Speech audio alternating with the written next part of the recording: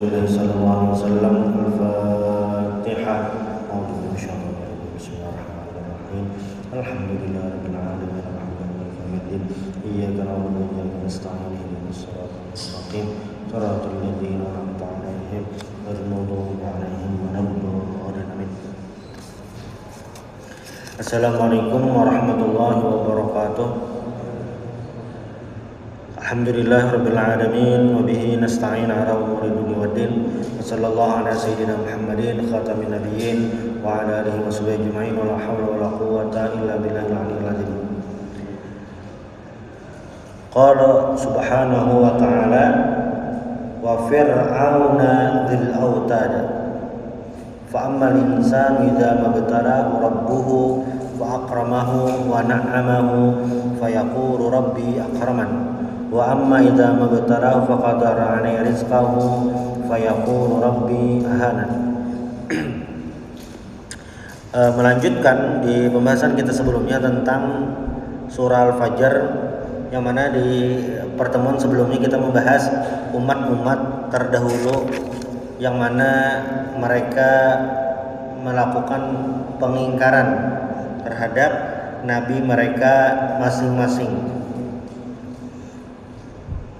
Dan mereka itu juga kenapa diabadikan oleh Allah Subhanahu wa taala, salah satunya adalah mereka termasuk manusia, kelompok orang yang memiliki peradaban tinggi di masanya.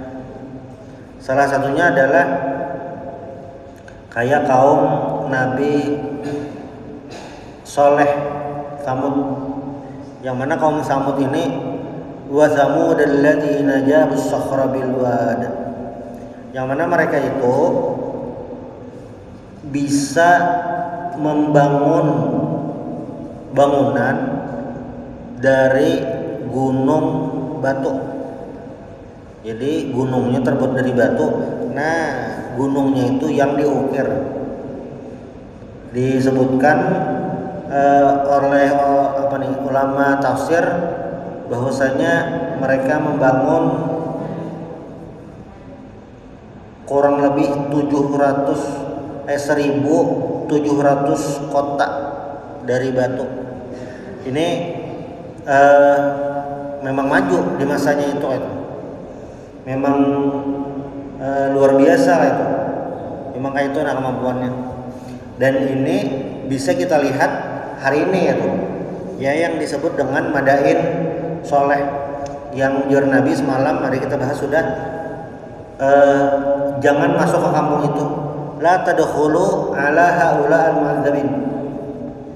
Jangan masuk kampung itu illa antakunu bakin. Nah, bila kita masuk ke kampungnya itu, Madain Soleh itu, menangis fa in lam takunu bakin fala tadkhulu alaihim. Bilanya kada menangis, jangan masuk ke situ Kenapa? Ayusibahum misla ma asabahum. Ayusibakum misla ma asabahum. Kalau bina ditimpa kayak buhannya juga. Nah, kayak bubuhan kaum Samud tadi, kaum Nabi Saleh. Itu. Nah, termasuk juga di sini di surah Al-Fajr ini di ayat 10-nya menyinggung tentang wa fir'auna dzil autad. Dan Fir'aun mempunyai pasak-pasak atau bangunan yang besar. Al-junudul ladzina yasudduna lahu amrah. Ada juga kan itu.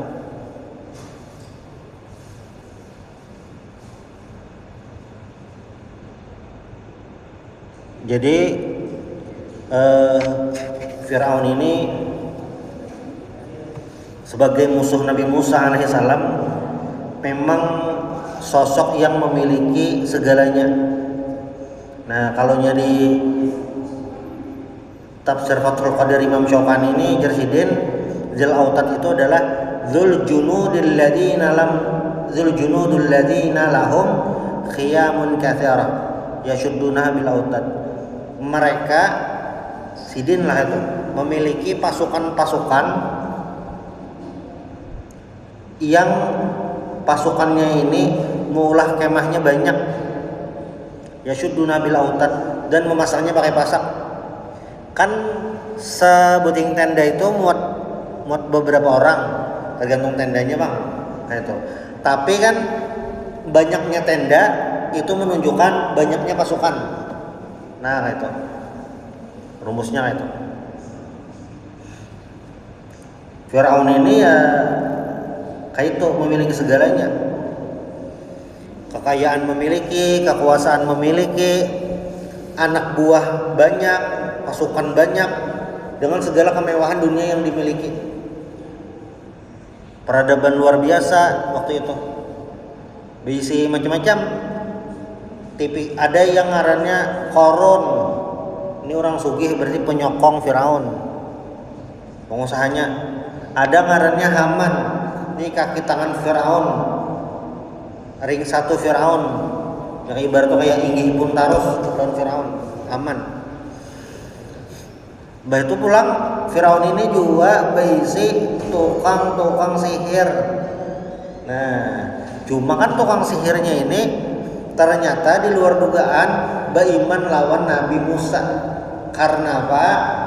Kalah adu kesaktian. Tukang sihir Firaun ini bisi kesaktian lah, bisi. Ini yang dalam pembahasan tauhid itu ngarannya istidraj.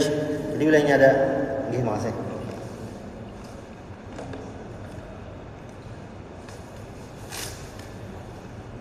Oh ya.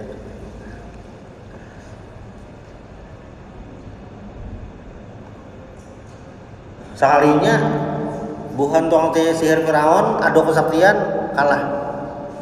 Dan ngarannya buahnya tukang sihir kan tahu tuh nah kekuatan tuh sampai mana, ini kekuatannya kayak apa. Waktu badu ilmu ketika Nabi Musa menimbai tongkat jadi ular, ini kada kayak ilmu kita nih tahunya.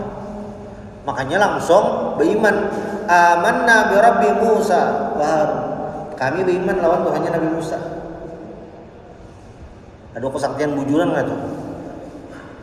Nabi Musa itu kengarannya mukjizat, yang dokonnya istidraj.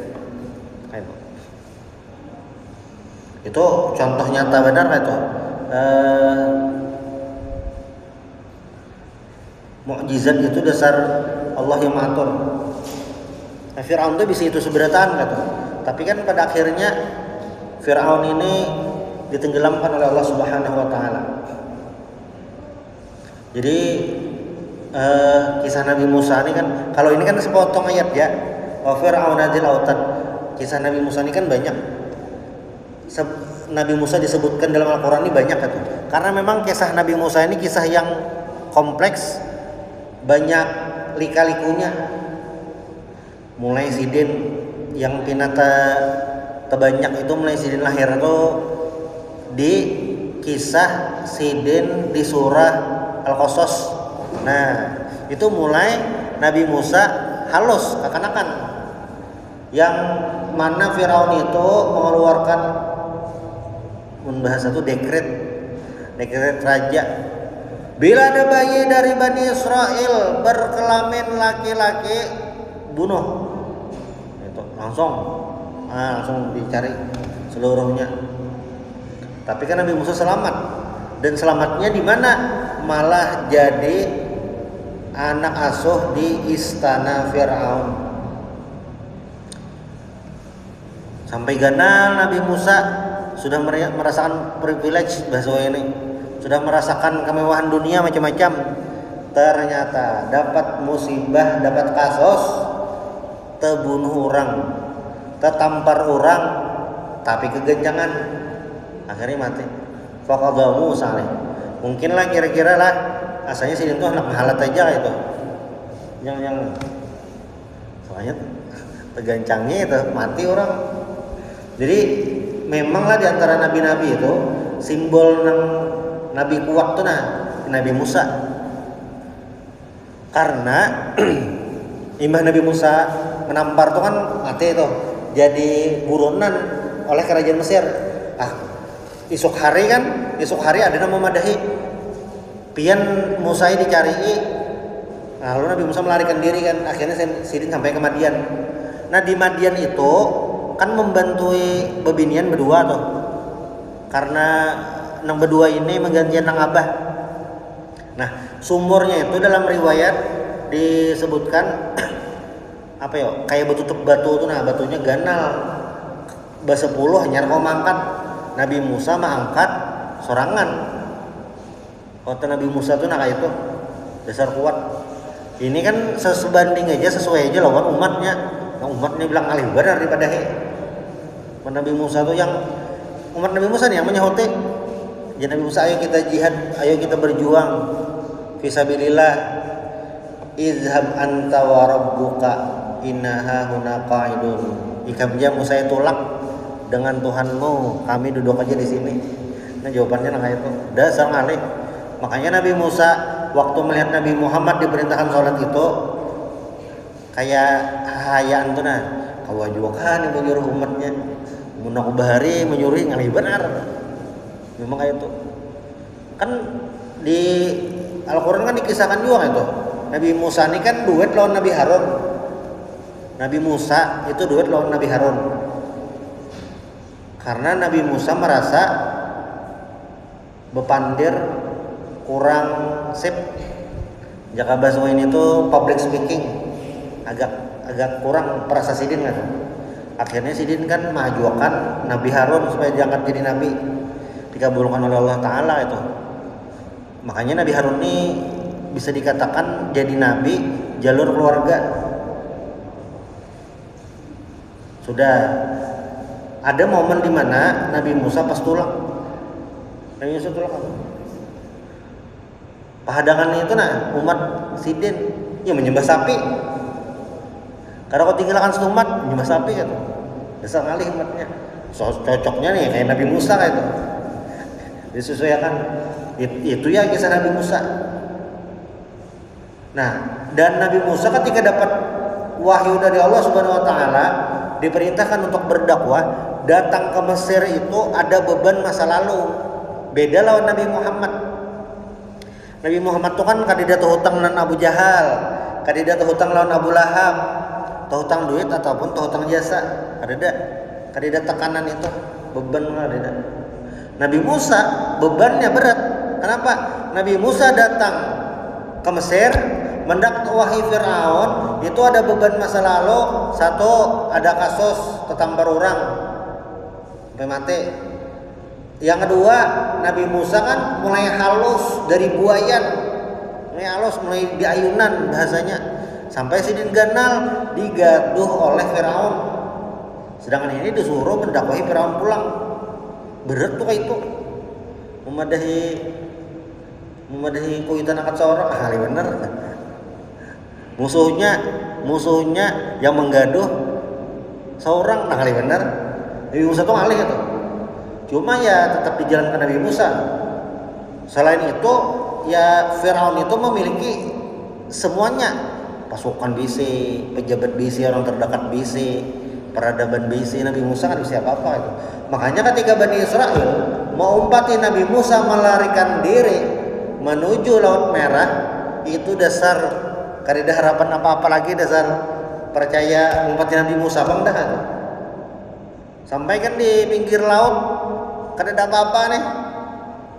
Sampai Nabi Musa memukul tongkat, terbuka Laut Merah itu kan parak benar sudah disesahi. Buhannya tuh kan ibarat tuh kayak Isa tuh sudah tulakan. Cuma kan berjalan, bukahan dia kayak itu. Nabi Musa kan ada membawa apa-apa. Dasar membawa keyakinan jangan. Tapi pasukan Firaun kan datang pakai kuda, jadi kaumnya saya akhirnya parah tertangkap. Itu wa Fir'aun adil autad. Itu Firaun. Ini ayat-ayat singkat tentang ya umat-umat terdahulu yang ibaratnya muncul lah itu. Nah, lanjutan ayatnya ayat ke-11, alladzina taghaw fil bilad. Nah, Fir'aun ini alladzina taghaw fil bilad. yang mana mereka taqaw. Taqaw itu apa? Taqat kullu ta'ifatin minhum fi biladihim wa tamarradat wa atat tughyan mujawazatul had. Tughyan itu mujawazatul had, melampaui batas, limpat batas, zalimnya kelimpatan, jahatnya kelimpatan. Nah itu kadang maasinya berlebihan. Nah itu taqaw. Itu taqaw. Lalu ada misalnya pertanyaan, nah, apakah ada beda orang yang tidak beriman, biasa saja tidak beriman tapi zalim? Fir'aun itu kan kada beriman tapi ada tambahannya zalim, ada tambahan lah siksaan ada. Jadi seapanya jahatnya, sesakit itu lagi tambahan siksanya atau alladzina taqaw fil bilad, berlebihan mujawazatul had tadi. Fasabba alaihim fa'aktsaru fiha al-fasad, mereka banyak berbuat al-fasad, kerusakan di muka bumi. Apa kerusakannya? Satu, al-kufur. Dua, ma'asillah, maksiat kepada Allah Ta'ala. Ketiga, al-jawr ala ibadi, zalim terhadap hamba-hambanya. Ini kan ayat ini kayak slogan gasan memperingatkan orang-orang Quraisy, yang mana orang Quraisy menggawi ini juga, kufur, maksud kepada Allah Ta'ala, mujawazatul had atau al-jawr ala ibadi. Bilal disiksa kayak apa? Bilal itu kan siksaannya diikat, dijamur, dendaki batu ganang sampai ahad-ahad kalau apa lagi. Jadi sahabat itu beratan kena siksa kayak itu. Ada yang Nabi Muhammad jangan beratan. Jadi kan Nabi itu diutus umur 40. Ada kurang lebih 3 tahun dakwah sirriyah, dakwahnya dari rumah ke rumah, direct selling, terbatas jalan. Sekurang lebih 3 tahun. Itu agak aman dia sahabat. Tapi mbahnya Nabi dakwah secara terang-terangan, nah berubah dah peta kehidupan Nabi dan para sahabat, disiksa masing-masing. Apalagi yang budak, apalagi orang yang ada di posisi yang inya orang apa nih, buruh aja, pokoknya rendah benar itu posisinya di Mekah, itu tersiksa. Walaupun inya kada budak, tapi ini orang miskin, kada pangkat atau apa, kada harta, itu disiksa. Kayak siapa? Ammar bin Yasir. Ammar bin Yasir ini kan sekeluargaan. Ammarnya Abah Sidin Yasir, Mama Sidin Sumayyah. Waktu melihat itu Nabi mendoakan dia mudah masuk surga kayak itu. Saking Nabi kada menolongi kamu. Lain kayak itu. Ini situasinya lagi genting, lagi ngalih. Kayak itu. Sumayyah ini kan perempuan pertama yang mati syahid dalam umat Nabi gitu. Siksanya ngeri gitu. Dijarang apa Sidin Bang? Dijarang. Ammar nih waktu tiba giliran anak disiksa, langsung Sidin berucap kata-kata yang mencela Nabi Muhammad, memuji berhala-berhala kayak itu. Akhirnya Sidin ini di cancel, kada jadi. Wah ini kayak bukan kita juga aja. Kada jadi disiksa. Lalu Ammarnya kan buka lawan ke wadah Nabi sambil nangis-nangis. Nangis. Kenapa Ammar? Ulun Nabi tadi menyebati pian, berkata-kata kayak memuji berhala macam-macam tuh nah. Kayak apa ulun nih? Lalu jar Nabi kan kaifa tajidu qalbak, hati kamu kayak apa? Ulun masih beriman aja bang tuh. Nah, ada apa aja nanti. Jadi dari sini kesimpulannya tuh nah, dalam mempertahankan keimanan ada macam-macam caranya. Ada amun hendak lakas ke alam barzakh kayak Bilal. Lakas biar ke alam barzakh dapat kenikmatan bang, telakas. Itu telakas. Ada yang tipenya kayak Ammar, boleh nah kayak itu menyelamatkan diri. Ada lagi tipe yang lain sebujurannya kayak Ashabul Kahfi. Ashabul Kahfi itu kan melawan ada model kayak gaya Ammar bin Yasir kada juga. Apa buatnya? Buka, bersembunyi di gua. Nah itu ada pilihan. Ada pilihan-pilihan nggak tuh? Nah itu yang dilakukan oleh orang-orang terdahulu yang bukan Firaun, Samud, kaum Ad. Dan ayat ini yang memperingatkan kepada orang-orang Quraisy kayak itu faktsaru fihal fasad. Nah, fasabba alaihim rabbuka sauta adzab. Sauta itu cemeti atau cambuk. Karena bebuhan yang Firaun, Samud yang tadi itu melakukan macam-macam tadi, yang taghaw fil bilad, faktsaru fihal fasad sehingga Allah Taala fasabba alaihim. Sabba itu Allah timpakan kepada mereka sautu azab. Allah timpakan azab. Azabnya kayak apa? Macam-macam. Umatnya tuh dapat azabnya macam-macam. Kada sama kayak itu.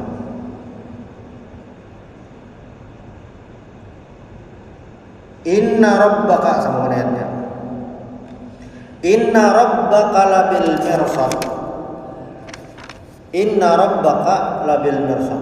Sesungguhnya Allah Subhanahu wa taala itu labil mirsad. Labil mirsad itu bujur-bujur menguasai, bujur-bujur mengawasi siapa? Ya seberataan itu. Wa hadhil jumlah ta'lil lima qablah wa fiha irsyadun ila anna kuffara qaumi sallallahu alaihi wasallam. Di sini jar Imam Syaukani lah musannif kitab nih musannif kitab Fathul Qadir di sini di bunyi ayat yang inna kalabil mirsad, sesungguhnya Allah Taala itu mengawasi itu bujur-bujur mengawasi. Ini adalah irsyadun ila anna kuffara qaumi sallallahu alaihi wasallam. Ini petunjuk pemberitahuan bahwasanya orang-orang kufar dari kaumnya Nabi Muhammad sallallahu alaihi wasallam sayusibuhum akan menimpa mereka ma asaba ulaikal kufar, sebagaimana ditimpakan kepada orang kufar terdahulu kayak Bun Firaun, Samud tadi, Ad.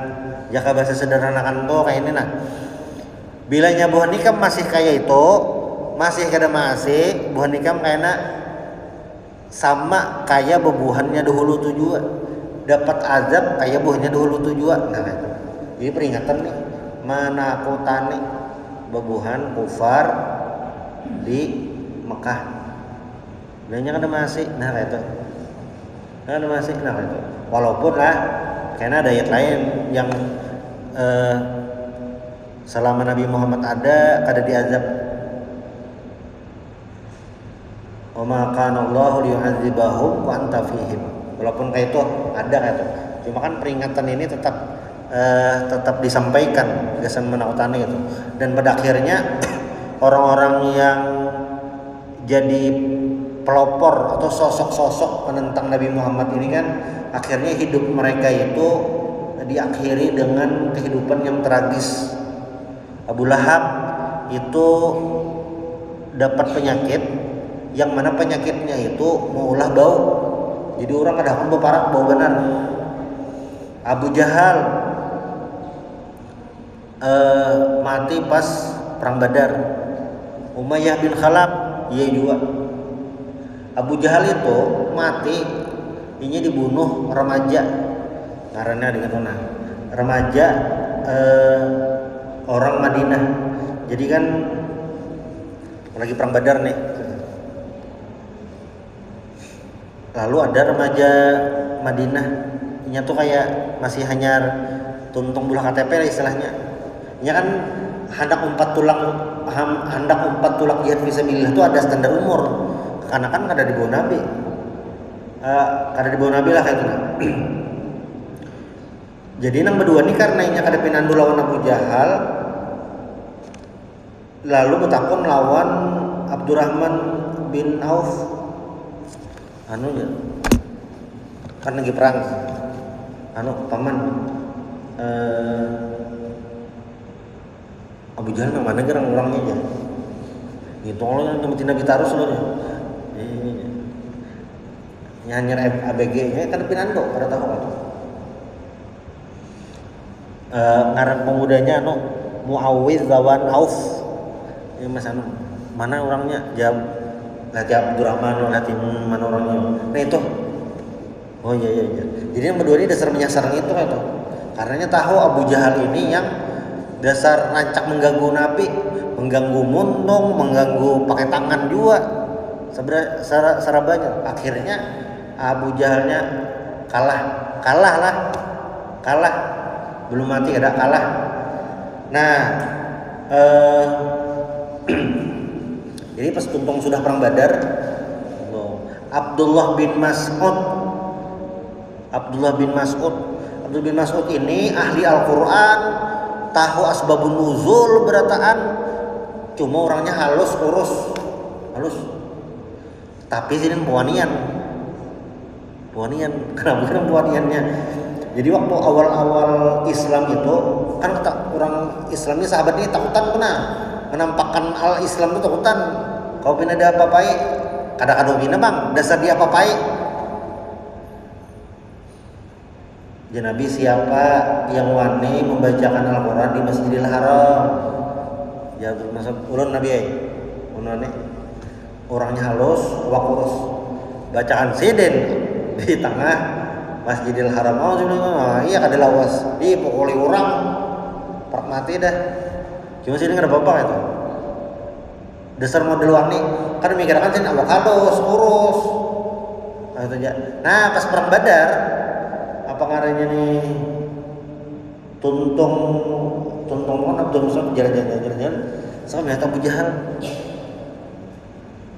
wah ada Abu Jahal ya datang Ibnu Mas'ud jadi nya Abu Jahal tuh awak ganal Ibnu Mas'ud itu kan halus oksiden anu dikuir dia pakai mungkin pakai tombak lah ya masih hidup kah ada nih jar soalnya masih hidup Abu Jahalnya kan masih sudah koma lah ibarat ICU itu sudah net kita parak dah oh dia masih hidup dan Abu Jahal ini masih pinando ada Ibnu Mas'ud jadi Abu Jahal lah anu Ibnu Mas'ud jika nak membunuh di sini udah di sini aja nah supaya lakas mati pakai parangnya kan landap lah jangan tumpul supaya lekas mati aku jadi Abu Jahal oh iya langsung dipanggil sidin kepalanya dipanggil Abdullah bin Mas'ud ini kepala Abu Jahal langsung dipanggil sidin nah kepalanya tuh yang sidin bawa wadah Nabi nah Nabi kepala Abu Jahal karena sebelumnya jadi kan waktu Abdullah bin Mas'ud yang membacakan Al-Quran itu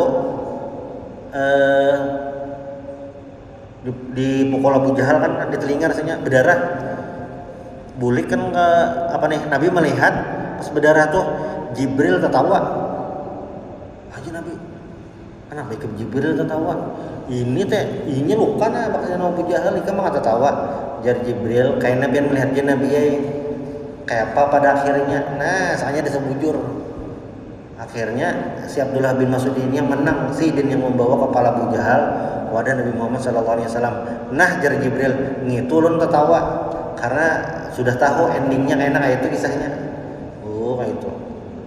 Nah itu peringatan gasan orang-orang Quraisy yang inna rabbaka labil mirsad. Allah Taala mengawasi itu. Allah Taala mengawasi.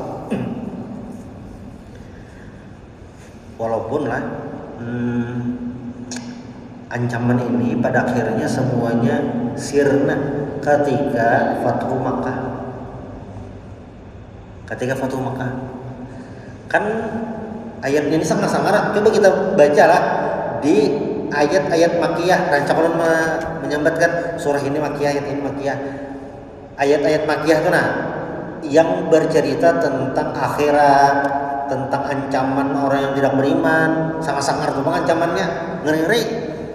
Tapi pas sudah Fathu Makkah itu kan penaklukan kota Makkah, Nabi sampai ke kota Makkah, apakah pembantaian yang dilakukan? Sekalinya ada. Kan waktu hendak sampai ke Makkah itu ada sahabat yang berucap, "Hada yaumul malhamah." Ini hari kayak pembantaian, pembalasan. Ujian Nabi ada, "Hada yaumul marhamah." Ini hari kasih sayang. Jadi banyak diampuni. Ada beberapa aja yang diponis dibunuh, sisanya diampuni. Terbalik. Jadi perang Badar, Uhud, Khandaq itu beratan sedikit dibandingkan pasukan waktu Fathu Makkah. Fathu Makkah itu jumlahnya 10.000. Waktu perang Badar kan 3.000. Waktu perang Badar 313 kurang lebih. Pas Fathu Makkah ini 10.000, banyak benar. Pasukan banyak, persenjataan lengkap. Sudah siap perang. Sekalinya sampai Fathu Makkah kada jadi perang. Nah, Nabi itu kayak itu merumuskan ibarat sampai satu tempat parang tuh kada perlu dikeluarkan dari kumpangnya kayak dah kami udah usah. Itu kada usah rumusnya. Itulah kenapa jadi di Indonesia ini kada perlu penaklukan kayak di Timur Tengah, karena di wadah kita kada perlu itu. Cukup sosial, berjualan, interaksi, beriman, dah bis kisahnya. Ada perlu iman, kayak itu rumusannya. Fathu Makkah itu kan kayak itu. Kada perlu perang, orang Makkahnya berislam, tunduk, dah bis kisahnya. Nah, di pasukan terkuat Nabi malah itu yang paling damai. Harusnya kayak itu. Inna rabbaka labil mirsad, dikit lagi sana. Habis sampai situ habis lah, sampai ayat 14 tuh habis.